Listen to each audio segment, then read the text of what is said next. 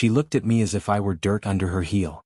My shoes left by the door, a suitcase standing like a mute witness, and her daughter, arms crossed, chin raised, standing behind her like some judge ready to deliver a sentence. "Leave," my wife said.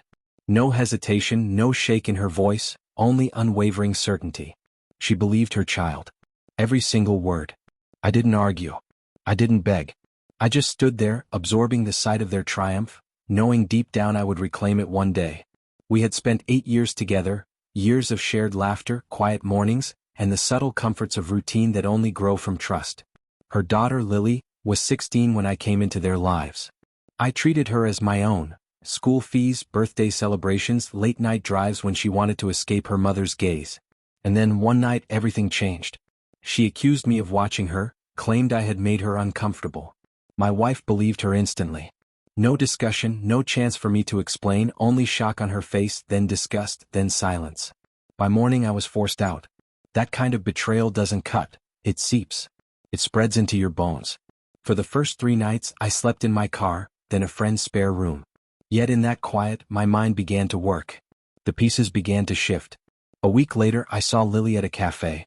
She wasn't alone, she was with Ben, the neighbor's son, the same boy she had claimed harassed her months earlier. Too close, too intimate. Laughter, whispers, hands brushing cheeks. I took a photo. Then I checked the family iCloud. My account was still linked to the home iPad, an old habit. That's when I discovered it.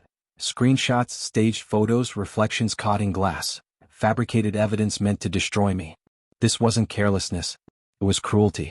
She wanted me gone, and her mother had handed her the knife. I stopped being the victim.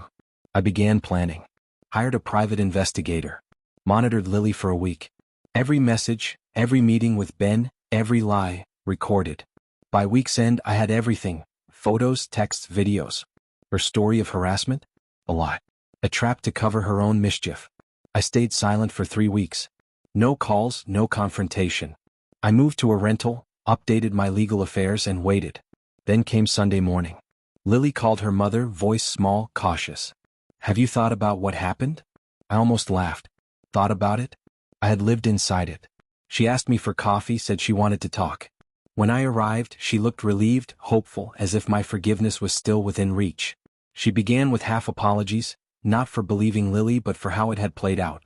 Then she said, "Maybe we can work things out if you've reflected." I placed the envelope on the table. Signed, dated, final divorce papers. "You're serious?" she whispered. I nodded. "I reflected," I said. "And I realized I married someone who trusts lies over love." Silence. Her lips parted, but no sound came.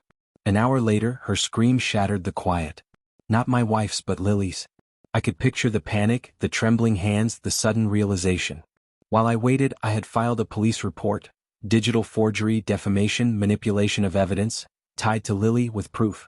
Her phone seized, her cloud exposed, every lie laid bare. My wife called 3 times that night. I ignored her. When she finally texted, it was one line. "How could you do this to her?" I stared before replying. She did it to herself. I just made sure the truth had witnesses. The following week, she came to my apartment. No makeup, no deflection, just guilt. "I didn't know," she whispered. "I know," I said. "You never asked to." She tried to apologize again. I stopped her. "Save it. You destroyed something you'll never rebuild." All I wanted was peace. And now I had it. "Do you still love me?" she asked softly. I finished my coffee. I did. Enough to forgive mistakes, not enough to forget betrayal. Then I handed her the house keys. "Keep it. Consider it payment for the lesson." I watched her leave. Shoulders slumped, a shadow of herself. Lily would face consequences, and my wife would live with the memory that blind faith nearly destroyed her family. As for me, I finally felt nothing. No rage, no sorrow, only quiet satisfaction. Some confuse revenge with anger. They don't understand, it's justice with patience. I didn't need to shout. I didn't need to explain. The truth was loud enough on its own, and it echoed in her daughter's scream.